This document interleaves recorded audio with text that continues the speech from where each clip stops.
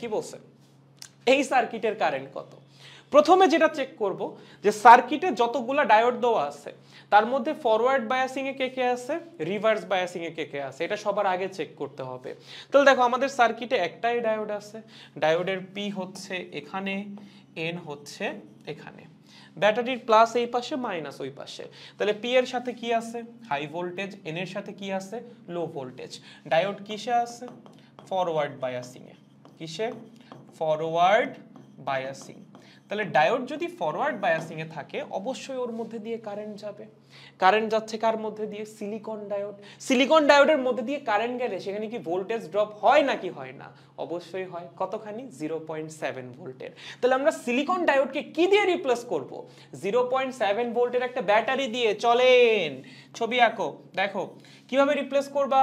P এর সাথে বা পি যে সাইডে ছিল সেই সাইডে দিব ব্যাটারির হাই ভোল্টেজ বা প্লাস, আর এন যে সাইডে ছিল ওই পাশে দিব লো ভোল্টেজ বা মাইনাস। ওকে, আচ্ছা আজান দিচ্ছে, আই গেস আমি মনে হয় ম্যাথটা করি। তোমরা হচ্ছে কেউ নামাজ পড়তে যাও সেক্ষেত্রে অবশ্যই যাও, সমস্যা নেই কোনো। আর হচ্ছে আজান কমপ্লিট হওয়ার পর দেন আমি আবার কন্টিনিউ করতেছি, আমি তুলতে থাকি, ঠিক আছে? ওকে।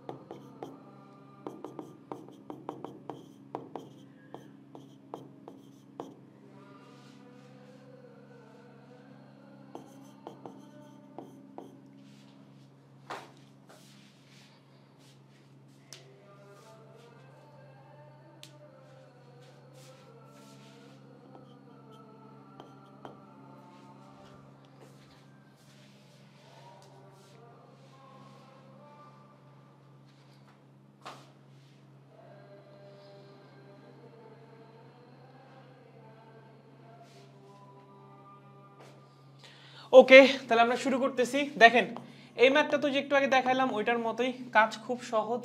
একটাই ডায়োড আছে, সেটাও আবার ফরওয়ার্ড বায়াসিং এ আছে।